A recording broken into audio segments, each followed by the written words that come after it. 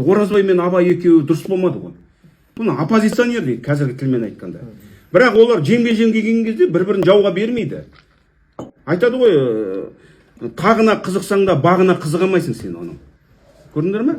Сол Абай өлген кезде Оразбайда шүйінші сұрап келді ғой. Тобықтың топастары. Шүйінші, Оразбай, Абай өлді дейді. Үйдің ойлашы, тіке, шүйінші, Абай өлді дейді.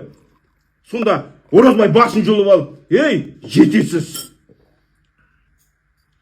Арысың құлады. Күнің шықпады. Айың батты десе нең кетеді? Абай өлді дегенше мына Оразбай өлді десеңші. Абаймен салғыласып, атым шығып еді. Енді сен сияқты кешшелермен салғыласып, менде не құң қалды дейсің деп тұр ғой. Қандай адамдар. Сондықтан ол жақсын, ол қанша жерден жау болса да, ол қанша жерден онымен араздасса да, ондай адамдар ешқашанда өзінің элитасын бермейді жауға, жігіттер. Не дай уничтожать волков своего народа дейді. Иначе волки чужого народа тебя съедят дейді. Көрдің ме? Ол элита, ол жақсы деген ол мемлекеттің тактикасы, жігіттер. Жақсы деген ол мемлекеттің стратегиясы. Мемлекеттің элитасы. Элитасыз мемлекет болмайды. Ешқашанда элита болу керек бізде, жігіттер. Мықты жігіттер шығу керек. Қашанғы біз орыстың құлы болып жүреміз? Құлға құлсың десе, құлдың жылағысы келеді дейді. Биге құлсың десең, бидің күлкісі келеді дейді. Құл ғой, біз орысқа құл болдық қой, бодан болдық қой. Қашанғы біз бір-бірімізді братан деп айтамыз? Братан деген түрмен жаргон емес пе? Біле білсең. Ол коммунистік партияның біріктіруі бізді, бір тілде сөйлетуі. Бауырымызға, бір-бірімізге братан дейміз. А бауыр деген, ол қасиетті сөз, ол киелі сөз, ол мистикалық сөз, бауыр деген. Бауыр деген ол ішкі дүниенің елжіреп тұрады. Соны қорғып бір-бірімізге братан дейміз.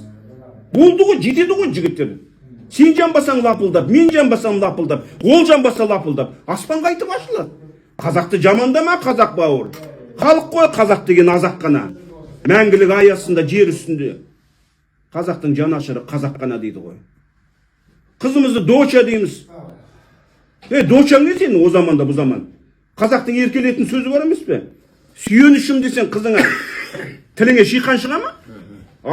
Айналып кетейін жаным сол менің десең, қандай тамаша қыздың рухы көтеріледі. Айналайын, это чудесные слова.